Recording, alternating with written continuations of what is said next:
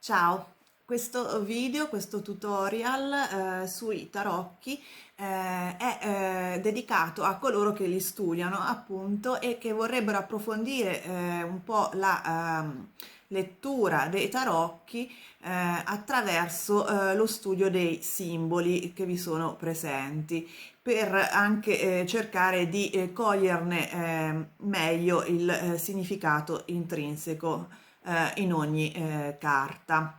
Innanzitutto vi do il benvenuto su Minty Tarot, un canale dove io promuovo i tarocchi come mezzo di trasformazione interna per raggiungere il benessere interiore attraverso tutorial, previsioni e interattivi e appunto in questo caso attraverso un tutorial. Dunque, ho già preparato le carte. Parliamo di simboli dei tarocchi che, come vedete, sono soprattutto presenti nel mazzo Rider-Waite-Smith, però oggigiorno li potete trovare un po' dappertutto, perché molti dei tarocchi moderni soprattutto si rifanno a questo prototipo in alcuni casi i simboli che citerò potete trovarli anche nei tarocchi di Marsiglia o anche nei vari oracoli, perché sono comunque simboli che fanno parte del nostro background culturale, soprattutto in Occidente. Io comunque vi consiglio di utilizzare un mazzo disegnato anche negli arcani minori, in modo da appunto avere una più ricca simbologia con cui lavorare, soprattutto appunto quando si ha difficoltà a cogliere o ritenere dentro di noi i significati degli arcani minori. I disegni ci possono aiutare. Questi sono i simboli, quelli di cui parlerò, sono quelli che sono più frequenti in questo mazzo, però appunto l'importante è che riusciate a creare anche un significato personale al simbolo, perché appunto magari attraverso la personale esperienza un simbolo richiama più alla mente un significato invece che un altro. Quindi non vanno imparati così in maniera meccanica, però appunto quello che voglio dare io è uno spunto di riflessione, perché appunto quando il disegnatore, l'artista crea un mazzo di tarocchi, non come come un poeta, non è che sceglie un simbolo così a caso perché è bellino da vedere, ma appunto perché ha un significato dietro. E quindi vi vorrei come spunto dare diciamo l'indicazione di fare attenzione ai vari simboli e rifletterci sopra, perché appunto possono arricchire il vostro vocabolario durante la lettura dei tarocchi. Poi più avanti ho in mente di fare un altro video dove parlerò specificamente dei simboli di tipo ermetico che si possono trovare sia nei tarocchi di Marsiglia che nei tarocchi tipo il Rider-Waite-Smith. Bene, iniziamo. Dunque, il primo simbolo che salta un po' all'occhio anche nei tarocchi di Marsiglia è quello dell'infinito, che è presente nel Rider-Waite-Smith sopra il capo del mago, sopra il capo della figura centrale della carta della forza, ma anche nel 2 di denari. E anche nei tarocchi di Marsiglia vedrete che il cappello del mago e la capigliatura della forza richiamano un po' questo simbolo dell'infinito. È un simbolo che ci vuole ricordare il fatto che tutto è mutevole, che tutto cambia e che noi dobbiamo, per avere successo, adattarci alla nuova realtà. quindi è un po' la risorsa, insomma la fonte della nostra forza, ci dà la possibilità, il potere di anche cogliere questi cambiamenti a nostro vantaggio e soprattutto appunto ci sta a ricordare di non irrigidirci sulle situazioni, ma appunto cercare di trovare sempre un nuovo equilibrio quando le circostanze cambiano. Questo diciamo un'interpretazione a livello pratico, poi appunto quando parlerò della eredità dell'ermetismo nei tarocchi andrò un pochino più in profondità. Poi un secondo tipo di simbolo che voglio descrivere è quello delle colonne. Ci sono tre carte in particolare che hanno queste due colonne. Vedete la papessa con la colonna bianca e nera, il papa con due colonne al lato e la giustizia sempre con due colonne al lato. Indicano l'opposizione di due forze che vanno equilibrate, magari per prendere la giusta decisione, nel caso della giustizia, per creare, cioè trovare un punto di incontro, una mediazione nel caso del Papa e conciliare appunto la razionalità con l'intuizione o il bene e il male nella carta della papessa, che è quella un pochino più esoterica fra le tre. Quindi quando vedete queste colonne ricordate che si parla sempre di due forze opposte che vanno conciliate. Un altro simbolo frequente, soprattutto negli arcani maggiori, è quello del circolo, come nella ruota della fortuna e questo circolo un po' ovaleggiante nella carta del mondo. In entrambi i casi indica appunto una evoluzione, il tempo nei tarocchi è circolare, è considerato circolare, quindi come nel caso dell'infinito indica sempre comunque un qualcosa che va a chiudersi e va a morire e poi ritorna come una rinascita e quindi nulla rimane nella stessa posizione. Si parla anche di circoli che si ripetono, però sempre a un gradino più alto, quindi comunque c'è il concetto di evoluzione in questa circolarità. E questo appunto ci aiuta un po' a capire il concetto del mondo come una fase che si chiude e se ne apre un'altra, il concetto della ruota fortuna che appunto ci sono dei cicli che si ripetono a onde diverse nella nostra vita. Un altro simbolo che viene utilizzato spesso nel Rider-Waite-Smith è quello dell'arco. Vedete nell'asso di denari, nel 3 di denari, questo arco sopra i tre personaggi, e poi l'arco di coppe che diventa un arcobaleno nel 10 di coppe. L'arco è un simbolo di protezione, come si può vedere benissimo qua in questa 10 di coppe, ma anche di nuova opportunità, di un portone che si apre per la fioritura di qualcosa, appunto per la nascita di qualcosa, come nel 3 di denari e come ben si evince nella carta dell'asso di denari, dove questo arco di rose appunto si sposa bene con l'idea di una nuova opportunità offerta dal asso di denari. Un altro simbolo è quello del castello o della casa, che si vede spesso in questo mazzo, per esempio nel 4 di bastoni. Qui addirittura c'è un intero paesello, un borgo nel 6 di coppe e poi dietro le spalle del re di denari.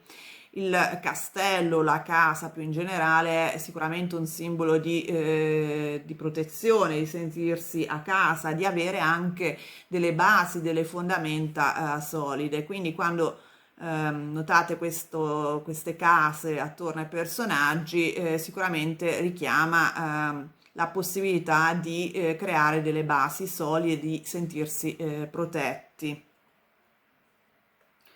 Al contrario invece la torre, tipo quelle medievali appunto, indicano soprattutto l'ego o anche schemi mentali, credenze, che come benissimo viene espresso dalla torre, la carta della torre e dalla carta della luna. Vedete queste due torri ai lati che indicano appunto l'ego, ma anche pensieri limitanti.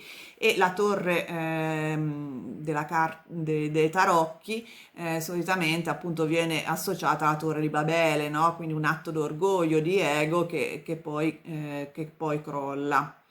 Quindi la torre è un po' diversa dal castello.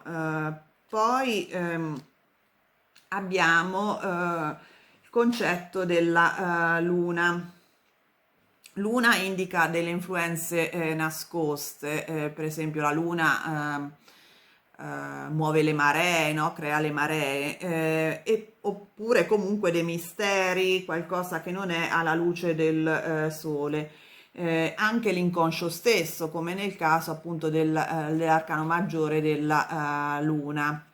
E la luna è presente anche in altre due carte, come il 2 di spade, non so se vedete, e l'otto di coppe, che indicano appunto il fatto che ci siano degli elementi che non sono alla luce del sole, richiamano anche un po' appunto l'inconscio e la confusione mentale.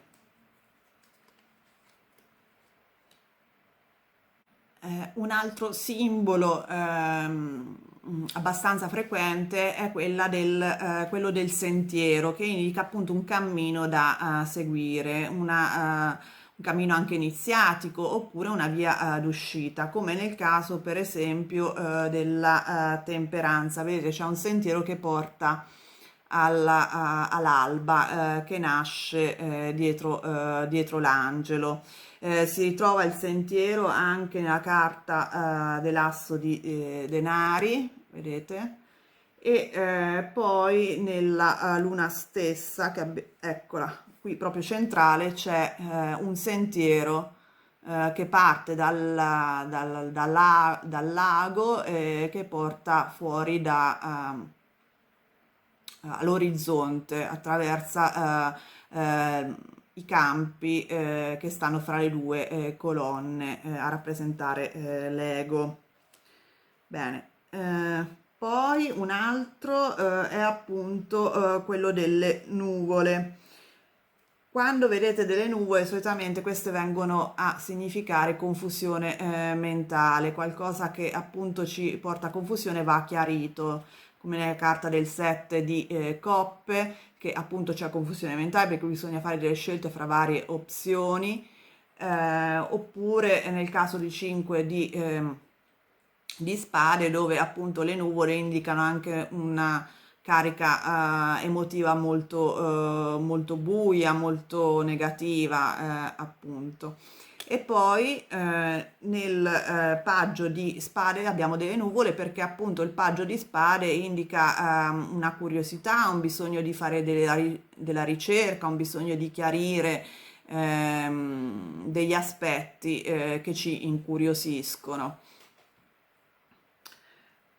Poi abbiamo il simbolo dell'acqua. Il simbolo dell'acqua è molto importante e molto frequente nei tarocchi del Rider-Waite-Smith, perché indica il nostro inconscio, ma anche le nostre emozioni. E lo troviamo molto nella carta delle stelle, ma anche nella carta della temperanza, per esempio. E indica appunto il bisogno di essere in contatto con il nostro inconscio, con le nostre emozioni. E si trova anche appunto nella carta della luna, come nel 2 di spade. Sono tutte carte dove l'inconscio e le emozioni sono molto importanti. Quindi quando trovate l'acqua significa che è fondamentale trovare un equilibrio o comunque ascoltare le proprie emozioni. Nel caso della temperanza, per esempio, l'angelo ha un piede sulla terra e un piede sull'acqua, perché proprio indica il bisogno di un equilibrio fra le nostre emozioni e anche però la materialità, lo stare radicati al terreno.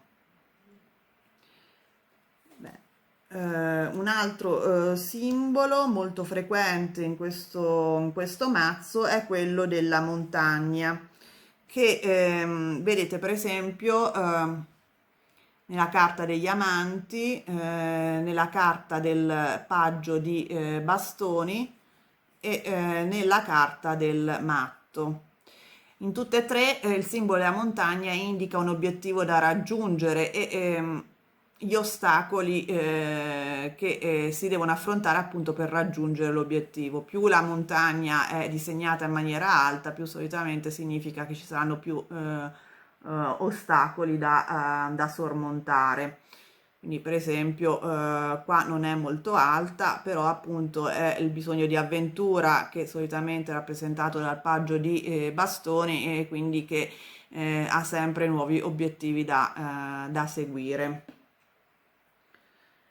E l'ultimo simbolo che vi voglio far vedere è quello della frutta, che possono essere vari tipi di frutto, per esempio nel caso del 9 di denari abbiamo dell'uva, nel caso del 3 di coppe abbiamo vari tipi di frutta e poi abbiamo il re di denari sempre con l'uva disegnata sul vestito in questo caso. In tutti i casi, quando vedete la frutta, questa è un sinonimo di un'indicazione di fertilità, di frutti del raccolto, quindi abbondanza